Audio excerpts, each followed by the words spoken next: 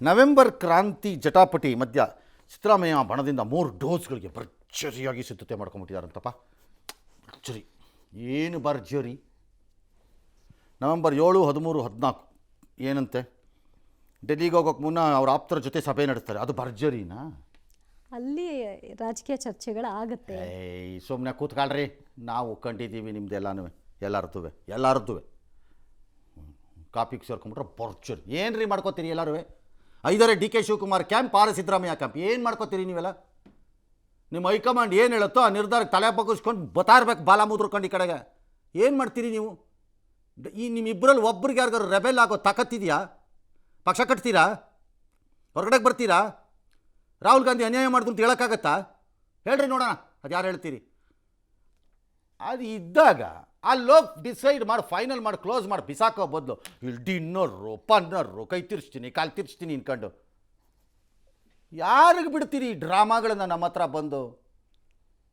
Ultimately ನೀವು dinner ಮಾಡಿದ್ರು ಅಷ್ಟೇ, ಲಂಚ್ ಮಾಡಿದ್ರು ಅಷ್ಟೇ, ಉಪವಾಸ ಕೂತ್ಕೊಂಡ್ರು ಅಷ್ಟೇ, ಏಕಾದಶಿ ಅಂದ್ಬಿಟ್ಟು ಅಲ್ಲಿ it has to be decided. ಯಾರ ಮಾತು ಅದು ಏನು ಅನ್ನೋದು ನಿಮ್ಮ 3-4 ಜನಕ್ಕೆ ಗೊತ್ತಿದೆ. ಅದನ್ನು ಫೈನಲ್ ಮಾಡಿದ್ರೆ ಮುಗೀತು ಕತೆ. ಅದಕ್ಕೆ ಹಗ್ಗ ಜಗ್ಗಾಟ. ಸುಮ್ಮನೆ ಇವೆಲ್ಲ ಊಟ ಅಂತೆ ಪರೋಕ್ಷವಾಗಿ ಮೆಸೇಜ್ ಪಾಸ್ ಮಾಡೋಂತ. ಏನ್ರಿ ಯಾರೇ ಇದೆಲ್ಲ ಬುರುಡೆ ಬಿಟ್ಟವರು ಸುಮ್ಮನೆ. ಈಗ ಒಂದೊಂದ್ಸರಿ ಮೀಡಿಯಾನವರು ಬುರುಡೆನೇ ಆಗ್ಬಿಡುತ್ತೆ. ಅದು ಸುಮ್ಮನೆ ಅವ್ನು ಯಾವನ ಹೇಳ್ತಿರ್ತಾನೆ, ಇವರು ಬರ್ಕೊಂಬತ್ತಾರೆ ಹೋಗಿ. ಏನ್ರಿ ಪರೋಕ್ಷವಾಗಿ ಮೆಸೇಜ್ ಕೊಡ್ತಾರೆ ಇವರು? ಪ್ರತ್ಯಕ್ಷವಾಗೇ ಕೊಡೋಕ್ಕಾಗಿಲ್ಲ ಇವ್ರ ಕೈಲಿ ಮೆಸೇಜ್ಗಳನ್ನ, ಪರೋಕ್ಷವಾಗಿ ಏನ್ರಿ ಕೊಡೋದು? ಏನು ಪರೋಕ್ಷವಾಗಿ ಮೆಸೇಜು? ಸಿದ್ದರಾಮಯ್ಯ ರೆಬೆಲ್ ಅಂತನಾ ಕೊಡ್ತೀರಾ? ಏನಪ್ಪ ಮೆಸೇಜ್ ಕೊಡ್ತೀರಿ? ಸಾಧ್ಯನಾ? ಆಮೇಲೆ ಡೆಲ್ಲಿಗೆ ಹೋಗ್ತಾ ಇರುತ್ತೆ. ಅದು ಮಾಡಿ ಸುಮ್ಮನೆ ಪುರ್ಸೊತ್ತಾಗಿದ್ರೆ ಅಲ್ಲೋ ಕೂತ್ಕೊಂಡು ತೀರ್ಮಾನ ಮಾಡ್ಕೊಂಡು ಬರ್ರಿ. ಅದು ಏನೋ ಒಂದನ್ನು ಬೇಕಾದ್ರೆ ಈರಿ ಸಾಕಾರ ಬಿಡಿ, ಅದು ನಿಮ್ಮ ಇಷ್ಟ. ಅದು ನಿಮಗೆ ನೀವೇನು ಮಾತಾಡ್ಕೊಂಡಿದ್ರು ಅದು ಮಾಡ್ಕೊಳ್ಳಿ, ಅವನು ಬೇಡ ಅಂದವ್ ನಿಮ್ಮನ್ನು. ಅದು ಬಿಟ್ಬಿಟ್ಟು ಇಲ್ಲಿ ಕೂತ್ಕೊಂಡು ಸುಮ್ಮನೆ ಕೆಲ್ಸಕ್ಕೆ ಬರ್ದಿರೋ ಕೆಲಸ ಮಾಡ್ಕೊಂಡು ಡಿನ್ನರ್ ಮೀಟಿಂಗ್ ಅಲ್ಲಿ ಎದುರೋಗ್ಬಿಟ್ರಂತೆ ರಾಹುಲ್ ಗಾಂಧಿ. ಅಲ್ಲಲ್ಲಿ ಫ್ಯಾಕ್ಟ್ರಿಗೆ ಆರ್ಡರ್ ಮಾಡ್ತಿದ್ದಾರಂತೆ ಟವಲನ್ನು ಬೆವರ್ಕೊಂಡು ಒರೆಸ್ಕೊಳ್ಳೋಕ್ಕೆ. ಯಾಕೆ? ತುಮಕೂರು ಸಭೆ ಮಾಡಿಬಿಟ್ರಂತೆ ಸಿದ್ದರಾಮಯ್ಯ ಅಂತ ಎದುರೋಗ್ಬಿಟ್ಟಿದ್ದಾರಂತೆ, ನಡುಗ್ತಿದ್ದಾರಂತೆ. ಡಿ ಕೆನೂ ಅಷ್ಟೇ, ಇವರು ಅಷ್ಟೇ.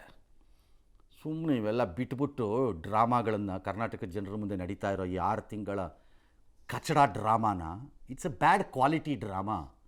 ಹಾಳಾಗೋಗಲಿ ಅಂದರೆ ಕ್ವಾಲಿಟಿ ಡ್ರಾಮಾನಾರು ಅದನ್ನು ನೋಡ್ಬೋದು. ಕ್ವಾಲಿಟಿನೂ ಇಲ್ಲ ಆ ಡ್ರಾಮಾಗೆ. ಸುಮ್ಮನೆ ಹೋಗಿ ಅಲ್ಲಿ ಕೂತ್ಕೊಂಡು ಅದು ಏನಿದು ಸೆಟ್ಲ್ ಮಾಡ್ಕೊಂಡು ಬನ್ನಿ. ಯಾರು ಇರಿ, ಯಾರು ಬನ್ನಿ. ರಾಜ್ಯನ ಪ್ರಾಣ ತಿನ್ನಬೇಡಿ. ಈ ಥರ 130 ಸೀಟ್ ತೊಗೊಂಡು.